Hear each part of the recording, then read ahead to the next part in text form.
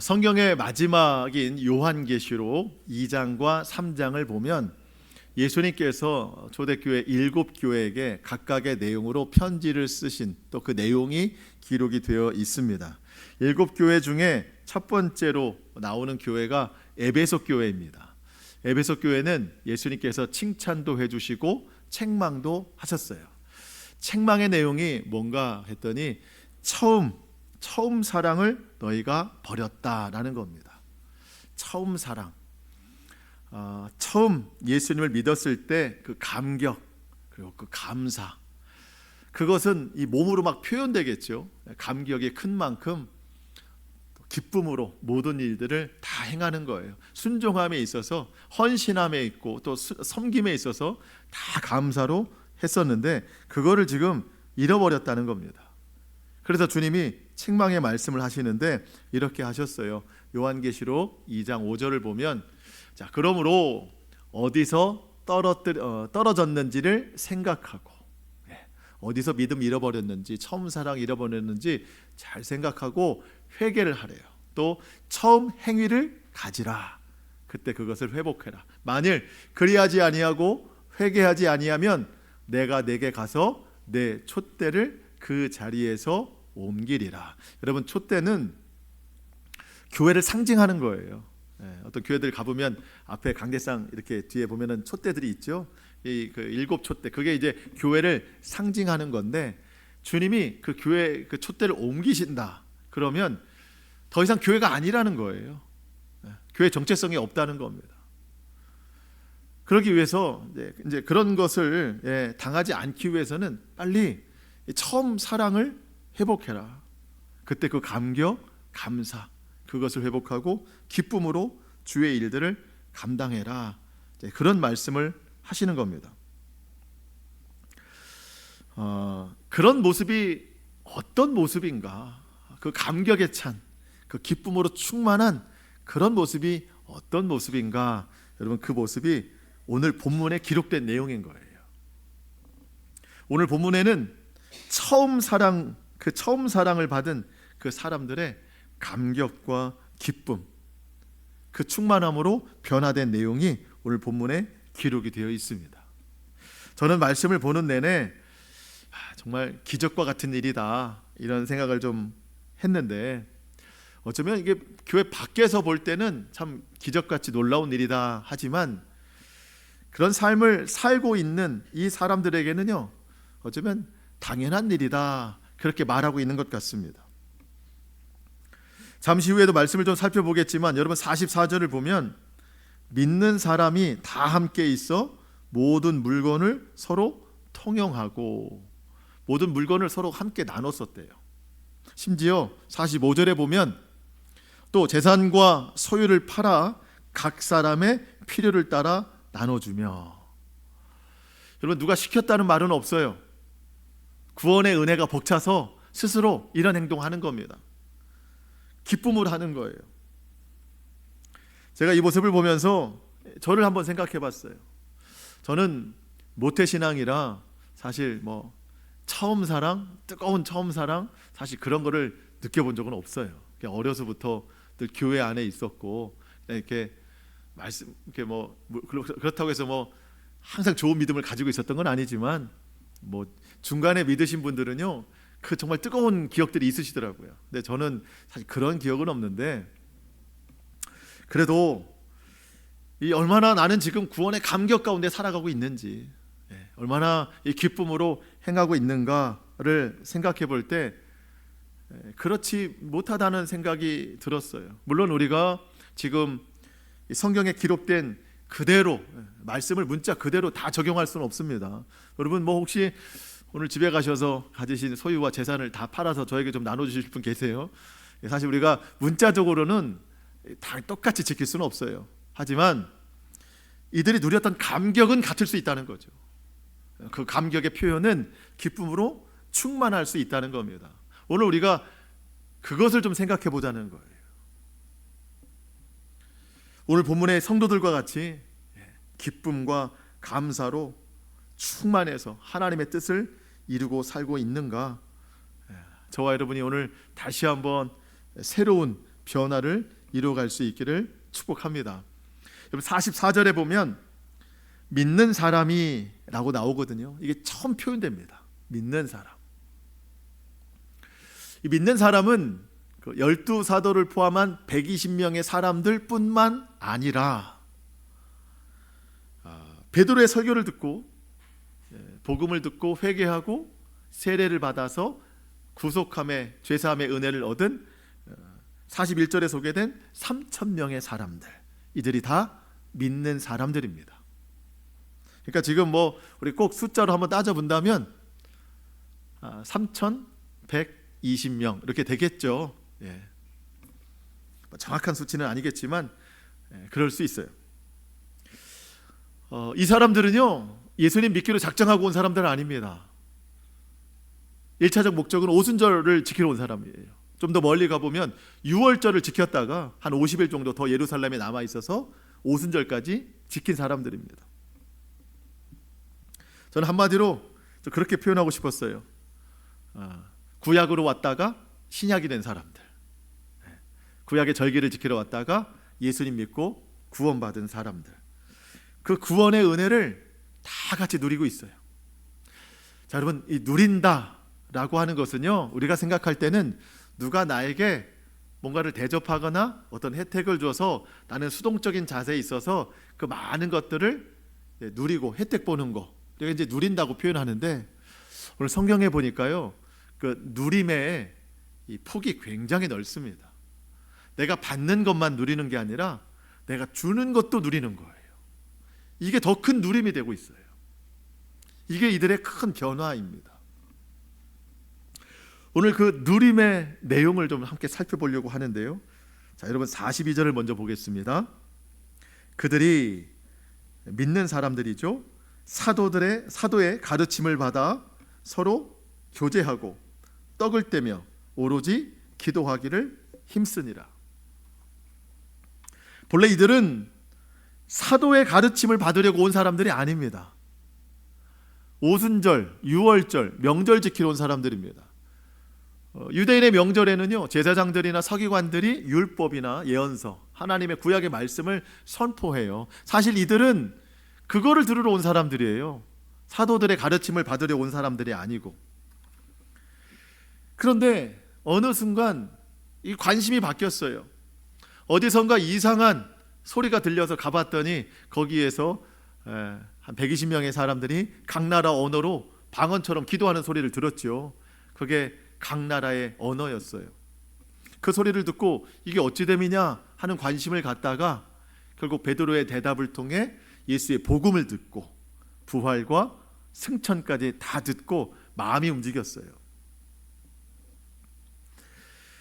그 내용에서도 놀라운 사실을 발견됐습니다. 사실은 구약의 모든 말씀을 그냥 있는 그대로 들었는데 이 베드로가 한 설교를 듣고 난 다음에 이 구약의 모든 말씀들이 다 하나님께서 예수를 주와 그리스도가 되게 하신 말씀이었구나, 이거를 깨닫기 시작한 거예요.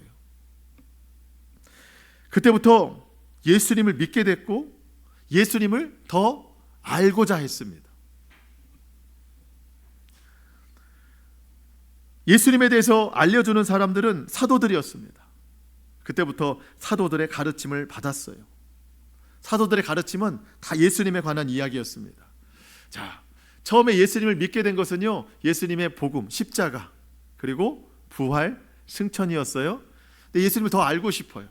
근데 사도들한테 물어봤어요. 예수님에 대해 더 알려달라. 그랬더니 사도들은요, 처음부터 예수님과 함께 있었던 사람들이어서 예수님이 행하신 기적도 알려주고요, 또 예수님이 우리를 얼마나 사랑하셨는지도 알려주시고요, 또 예수님은 얼마나 기도하셨는지도 알려주시고, 예수님의 기적의 현장 가운데는 어떤 일들이 있었는지를 더 정확하게 알려주기 시작했어요. 사도들이니까 이 모든 게 다 생생한 기억이었고 믿는 사람들한테 다 알려주게 됐어요. 여러분, 가룟 유다를 대신해서 12번째 새로운 제자가 되는 자격이 있었어요. 그 자격 중에 하나가 뭐였냐면, 처음부터 우리와 함께하던 사람 중에 예수님의 부활을 경험하고 전할 수 있는 사람, 그가 새로운 사도의 자격이 됐습니다. 마띠아가 뽑혔어요. 마띠아가 많은 사람들에게 가르침을 주는데 부족함이 없었어요. 왜? 그도 역시 처음부터 예수님과 함께 있었던 사람이에요. 생생한 그 예수님의 복음, 예수님의 행하신 일들을 사도들로부터 전해줍니다. 여러분, 그 현장 가운데 한번 우리가 생각을 가지고 잠시 가보기를 원해요. 사도들은 이 성령이 충만해서 예수님과의 기억을 막 전합니다. 우리 예수님 이런 분이시고 이렇게 우리를 사랑하셨습니다. 듣는 사람들은 율법을 듣지 않아요. 복음을 듣고 예수님을 듣습니다. 억지로 시켜서 듣는 게 아니에요. 자원해서 그 자리에서 한 말씀도 떨어뜨리지 않는 간절함으로, 진실함으로 듣고 있어요. 전하는 자나 듣는 자가 성령 충만한 은혜로 동일한 그 마음을 가지고 기쁨으로 서로 나누고 있어요. 여러분, 바라기는 우리 교회 예배를 통해 선포되는 모든 말씀의 시간이 저는 그와 같기를 축복합니다. 정말 기대함으로, 기쁨으로 서로 전하고 듣는 그런 시간. 먼저는 제가 잘 전해야 되겠죠. 제가 먼저 예수님의 그 생생한 그 삶을 제가 말씀을 통해서 보고 또 성령을 통해 깨닫고 잘 전해야 되겠죠. 하지만 듣는 여러분들도 그 자리에 있는 모든 믿는 자들과 같은 마음의 준비가 되어 있어야 되는 거예요. 더 알기를 원하고, 더 배우기를 원하고, 더 듣기를 원하고. 여러분, 이 사도들의 가르침을 받는 사람들이요, 다 변했어요. 엄청난 변화가 일어났습니다. 그게 이제 뒷이야기인데, 여러분, 그리스도인들은요, 날마다 변화되기를 노력하는 사람이고, 그 변화는 하나님의 말씀을 통해서만 이루어집니다. 뒤에 보시겠지만 모든 사람들이요, 서로 물건을 통용했어요. 자기 물건을 팔아서 서로 필요에 따라 나눠줬습니다. 이거 어디서 배웠을까요? 사도들의 가르침을 통한 예수님의 삶을 통해 배운 거예요. 예수님의 사랑, 예수님의 헌신, 예수님의 섬김, 예수님의 자기 살과 피를 내어주신 그 사랑, 그 이야기를 사도들의 가르침을 통해서 다 듣고 배웠어요. 그래서 마음이 변화되고 삶이 변화되는 겁니다. 저와 여러분이 변화되어야 되는데 그 변화의 힘은 오직 말씀에 있다는 거예요. 내 힘으로는 잘 되지 않습니다. 하나님의 말씀이 내 마음에 들어올 때 그 말씀이 우리를 변화시키는 거예요. 변화되기를 힘쓰지 않는 사람은요, 어쩌면 그 예수님께서 에베소 교회를 책망하신 것처럼 그런 책망을 받을 수도 있어요. 촛대를 옮겼다고 했는데 우리는 뭘 옮길 수 있을까요? 끔찍해요. 뭔가 움직이지 않도록 우리 변화되기를 힘써야 됩니다. 사도들의 가르침을 받은 자들은 서로 교제하고 떡을 떼며 오로지 기도에 힘썼대요. 자, 서로 교제하기 시작했어요.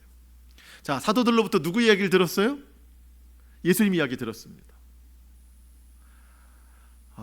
마음에 은혜가 충만해졌어요. 예수님 이렇게 우리를 사랑하시는구나. 예수님 이런 일을 하셨구나. 예수님의 이야기를 듣다 보니까 나도 누구 얘기를 하고 싶어요? 예수님 이야기하고 싶은 거예요. 내가 받은 은혜를 이야기하고 싶은 거예요. 내가 예수님 믿게 돼서 얼마나 마음에 감동이 있는지, 어떤 삶을 살고 싶은지, 어떻게 변화되고 싶은지 나도 말하고 싶은 거예요. 나만 말하고 싶은 게 아니라 옆 사람도 막 말하고 싶은 거예요. 이게 교제예요. 예수님의 이야기로 풍성한 교제, 예수님의 섬김처럼 섬기고자 하는 마음으로 풍성한 교제.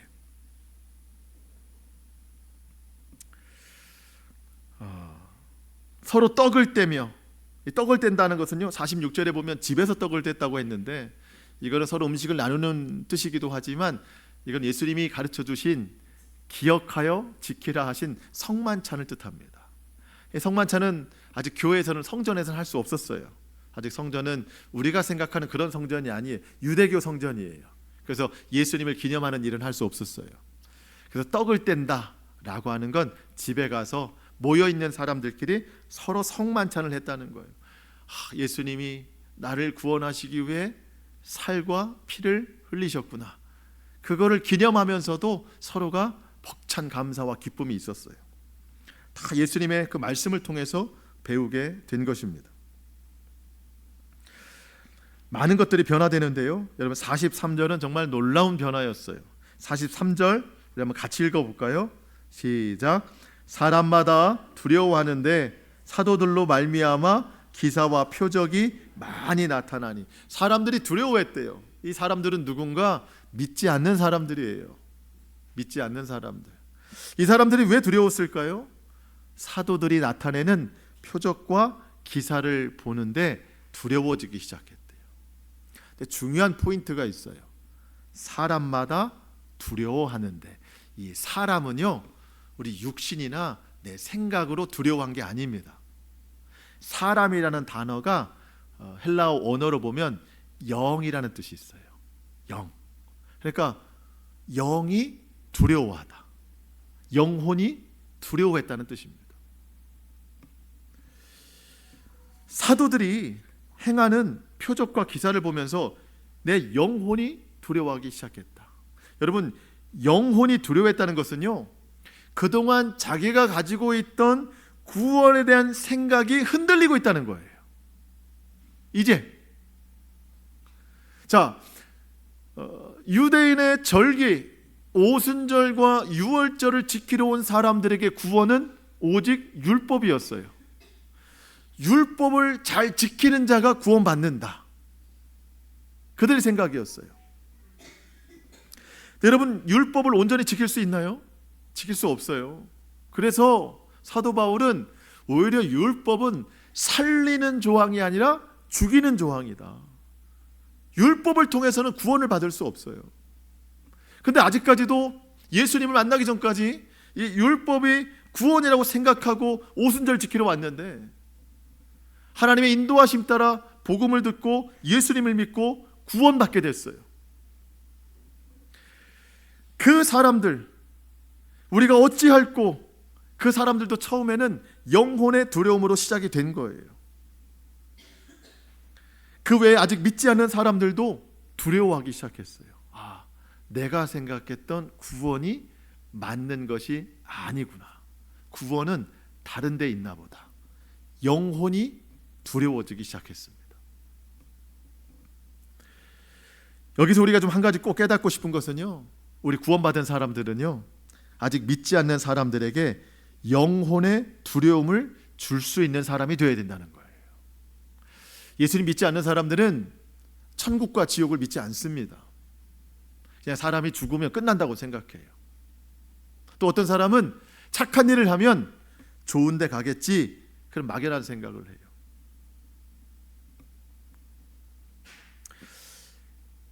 여러분, 보통 누군가 죽음에 이르면 인사한다고 우리가 하는 말이 명복을 빈다는 말이 있잖아요. 좋은 곳에 가기를 바란다는 뜻이거든요. 여러분, 내가 명복을 빈다고 해서 그분이 좋은 데 갈 수 없어요. 우리가 가는 곳은요, 믿음으로 정해지는 거예요. 천국과 지옥은 반드시 있고 예수님을 믿는 사람만 구원받을 수 있는 겁니다. 우리가 믿지 않는 사람들에게 이 영혼의 두려움을 줄 수 있어야 됩니다. 그렇다고 해서 하나님, 저 믿지 않는 영혼 꿈속에 나타나셔서 지옥불을 보여주셔서 하나님 저를 두렵게 하옵소서, 여러분 그런 기도를 하는 거 아니고요. 사람들이 그 사도들의 기사와 표적을 보고 영혼이 두려워했다고 했는데, 그러면 하나님 나에게도 기사와 표적을 행할 수 있게 해주십시오, 이렇게도 기도할 수 있지만, 저는 우리가 지금 바라할 것은 기사와 표적이 아니라고 생각합니다. 여러분, 우리가 그거 바랬다가 내 믿음도 없어질 수도 있어요. 물론 기사와 표적이 완전히 끝난 시대는 아닙니다. 지금도 기사와 표적은 나타나요. 근데 여러분, 하나님께서 우리에게 기사와 표적을 사실 아끼지는 않는데 굳이 주시지 않는 이유는 내가 바라는 기사와 표적보다 더 놀라운 표적이 이미 있기 때문입니다. 그게 뭔가 구원받은 나의 변화예요. 이보다 더 놀라운 표적이 없어요. 여러분 생각해 보세요. 제가 우리 교인들 병이 들었을 때 제가 막 기도해서 다 고쳐요. 심지어 죽은 자도 제가 살려내요. 예를 들어서. 그런데 그런 결과는 있는데 제 삶이 아무런 변화가 없어 봐요. 그러면 누가 저를 보고 예수님을 믿겠냐고요. 제 삶에 변화가 없는데. 저를 보면 전혀 예수님 믿는 사람 같지 않은데 어떻게 하다가 그 하나님이 하신 그런 기적이 나타났다고 해도 사람들은 저를 통해서 영혼의 두려움 갖지 않습니다. 제일 좋은 표적은 내 변화예요. 나의 변화. 예수님 믿고 마음이 달라졌어요. 마음에 평안이 있어요. 마음에 평안이 있으면 뭐가 또 달라지겠어요? 얼굴이 달라지겠죠. 여러분 얼굴 좀 바꿔주세요. 여러분 예수님 믿는 사람들은요 얼굴에도 평안이 있어요. 그게 진짜 믿음이에요. 예수님 믿는다고 하면서 늘 얼굴이 찡그린 채로 세상 근심 걱정이 다 여기에 있다고 하면은요 누가 예수님 믿겠어요? 여러분 근데 삶이 다 편해지고 다 잘 돼서 얼굴이 편안한 거 아닙니다. 평안의 근본은 예수님께 있어요. 내가 예수님께 받은 구원의 은혜가 그만큼 큰 거예요. 그거 우리가 회복해야 된다는, 그게 처음 사랑이라는 거예요. 얼굴의 표정이 달라지죠. 사람들과의 관계가 달라지죠. 내가 섬기고 사랑해요. 믿지 않는 사람들은요 그게 표적입니다. 정말 예수님이 있구나. 정말 하나님 살아계시구나. 정말 천국과 지옥이 있겠구나. 저 사람 보면 천국을 사는 것 같은데 정말 천국이 있구나. 영혼의 두려움을 갖기 시작하는 거예요. 그 영혼의 두려움을 갖기 시작한 어떤 누가 나에게 물어봅니다. 어찌할꼬? 그럼 나는 어찌할꼬? 그럼 우리 뭐라고 대답해야 되겠어요? 나와 같이 예수님을 믿읍시다. 하나님께서 가장 기뻐하시는 일입니다. 그 사람의 믿음의 고백으로 천국에서는 잔치가 시작돼요. 한 사람 구원을 이루었으니 그 일을 저와 여러분이 이루었다고 생각해 보세요. 얼마나 놀라운 능력입니까? 믿는 사람들은 누군가에게 영을 두렵게 할 수 있어야 된다는 거예요. 그 시작은 말씀에 있고 우리 삶의 변화에 있다는 겁니다. 44절 이하에 보면 정말 놀라운 일이 또 벌어지죠. 44절 믿는 사람이 다 함께 있어 모든 물건을 서로 어떻게 했대요? 통용하고. 45절 또 재산과 소유를 팔아 각 사람의 필요를 따라 나눠주며. 여러분 이 세상에서는요 이건 불가능한 일입니다. 믿는 사람이 함께 물건을 서로 통용했대요. 재산도 팔아서 필요를 따라 나눠줬대요. 누가 시킨 거 아닙니다. 자발적으로 한 일이에요. 이런 일이 왜 발생이 됐을까? 여러분 상황을 생각해 보면 돼요. 자, 오순절, 유월절을 지키러 해외에서까지 왔어요. 뭐 역사적 자료를 보면은요, 뭐 수십만 명, 어느 자료는 뭐 100만 명 이상이 모였다고 해요. 예루살렘에 그 작은 동네에. 왜냐하면 유월절, 오순절 명절을 지키기 때문에. 사람들은요, 뭐 길게는 한 60일 정도. 왜냐하면 6월절부터 오순절까지 다 지키면은 50일 기간이 있으니까 뭐 60일, 70일을 지키러 온 사람도 있어요. 그래서 어떤 사람들은 집에 갔다가 다시 오면은 한 일주일여 이렇게 지키려고 오는 거예요. 여러분 가지고 온 여비 또 생활, 옷, 필수품 이런 것들이 그 정도 기간을 가지고 온 거예요. 아까도 말씀드렸지만 구약으로 온 사람이에요. 근데 신약으로 바뀐 사람들이에요. 오순절이 이제 중요하지 않아요. 오순절 명절 지키고 가는 게 아닙니다. 더 예수님이 알고 싶어요. 사도들의 가르침을 받고 싶어요. 믿는 자들이 함께 서로 떡을 떼며 성찬을 나누고 싶어요. 돌아갈 마음이 없어요. 여기에 계속 머물러요. 그러다 보니 가지고 있는 게 떨어지기 시작하죠. 필요한 것들이 발생이 돼요. 예루살렘에 사는 사람들 중심으로 필요한 것을 서로 나눠줘요. 서로 통용해요. 팔아서 필요한 사람들을 나눠줘.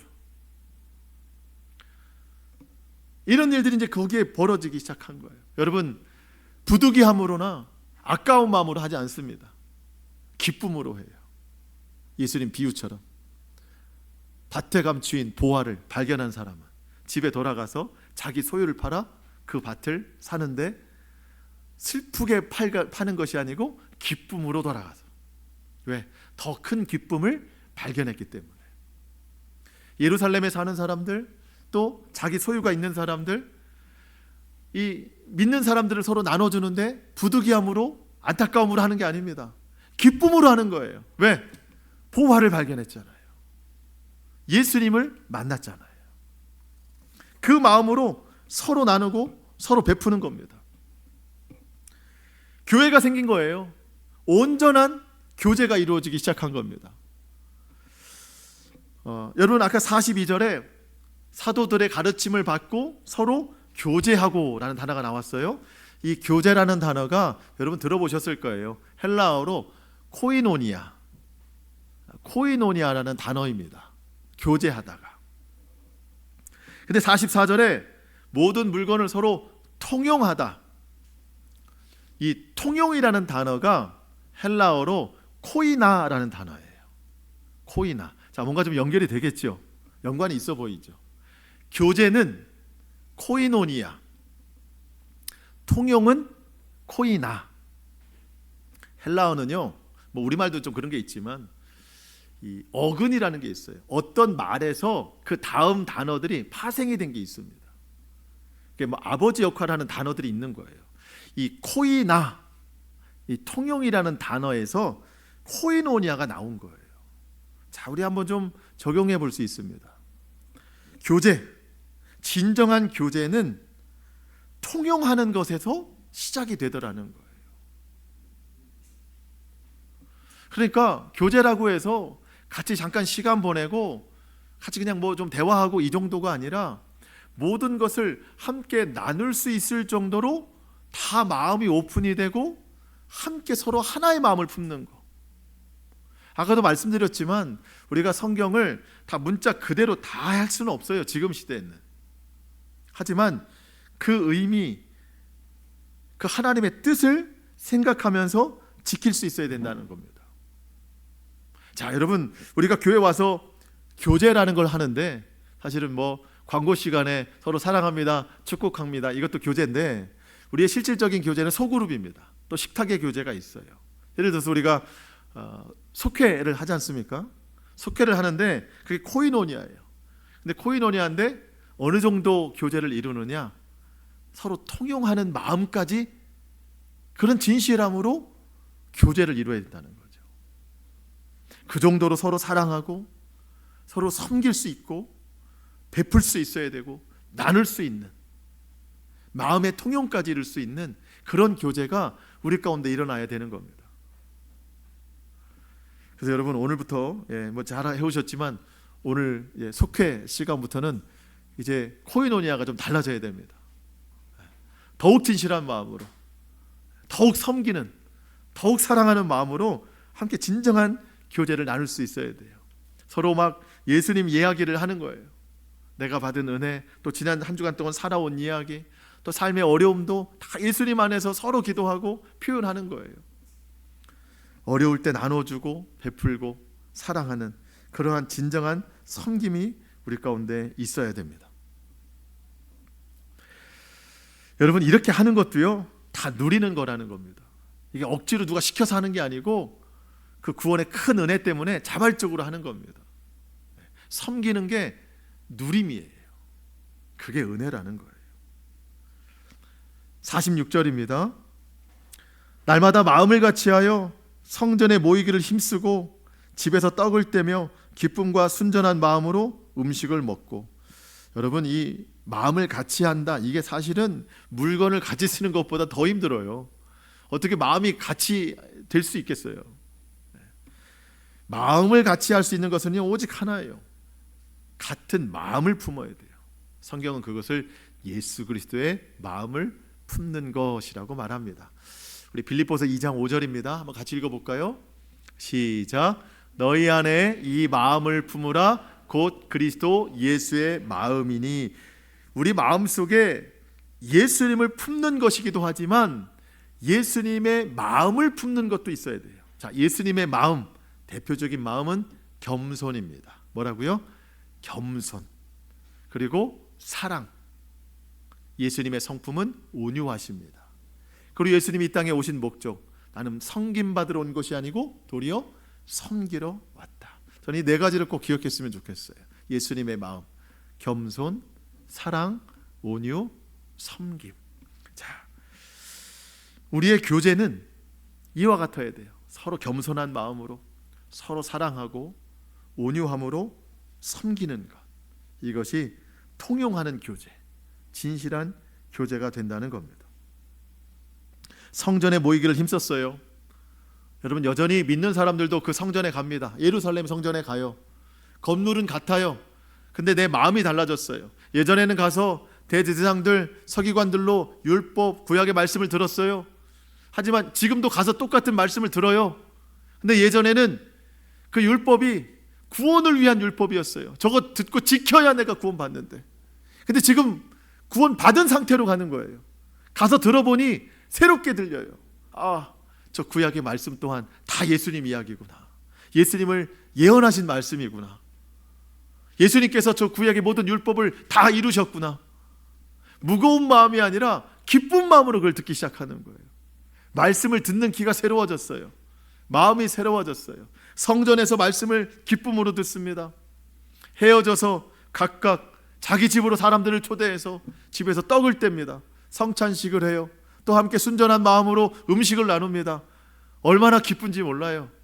성전에서도 기쁘고 집에 가도 기쁘고 누구를 만나든지 늘 기쁜 거예요. 이게 구원받은 사람들의 삶이에요. 저와 여러분이 이런 기쁨이 다시 한번 회복될 수 있기를 축복합니다. 교회 와도 기쁘고 집에 가도 기쁜 거예요. 왜? 예수님이 늘 어느 곳에 함께 계시기 때문에. 구원의 은혜를 생각하면 안 기쁠 수 없는 거예요. 울어도 못하고 착해도 안 되고 참아내도 안 되는 구원, 예수님 믿으니까 됐거든요. 그 은혜가 너무 큰 거예요. 그 은혜만 생각하면 충만한 기쁨으로 섬길 수 있고, 지금도 성령님이 우리를 도와주시고 삶을 살피시고 구원의 바른 길로 인도해 주심을 생각하면 또 기쁠 수 있어요. 그 생각으로 우리가 모든 것을 능히 해낼 수 있는 겁니다. 저와 여러분이 어느 곳에서든지 어디에서든지 늘 감사와 기쁨이 충만할 수 있기를 축복합니다. 이와 같은 성도들이 모이는 교회, 그 교회의 비전은 분명해집니다. 여러분, 교회의 비전은 47절입니다. 마지막 47절 같이 한번 읽어보겠습니다. 시작. 하나님을 찬미하며 또 온 백성에게 칭송을 받으니 주께서 구원받는 사람을 날마다 더하게 하시니라. 아멘. 기쁨이 충만한 사람은 하나님을 찬미합니다. 찬양한대요. 기쁨과 감사가 충만한 교회는 찬송 소리가 달라요. 찬송을 잘하고 못하고가 아닙니다. 얼마나 진실한가. 여러분, 찬송은 노래가 아니에요. 고백입니다. 구원의 은혜를 찬송하고 지금도 도우시는 은혜를 찬송하고 내가 하나님 앞에 할 수 있는 가장 겸손한, 또 하나님을 가장 높여드릴 수 있는 것 역시 찬양입니다. 우리 하나님 앞에 찬송을 하는 거예요. 하나님을 찬미하고. 자, 여러분, 그런데 하나님을 찬송하는 입술에서 거짓과 악독과 저주가 나오면 될까요? 안 될까요? 안 됩니다. 야고보서에서도 한 우물에서 쓴물과 단물이 나오지 않는다. 하나님을 찬송하는 입술은 이 세상에서도 거룩한 입술로 사용됩니다. 절제된 언어 생활을 해요. 교회에서는 그냥 그럴듯하고 세상에 나가서는 또 본연의 색을 드러내고, 여러분, 이러면은요 세상에 믿지 않는 사람들의 영혼을 두렵게 할 수 없습니다.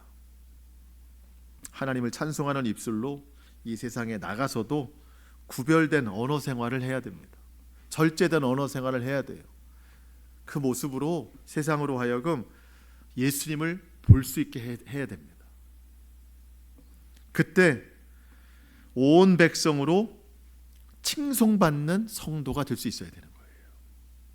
온 백성에게 칭송받는 성도. 저와 여러분이 이처럼 변화되어야 됩니다. 성전에서는 하나님을 찬송하고 세상에 나가서는 온 백성들로 칭송받을 만한 변화된 삶을 살아내야 됩니다.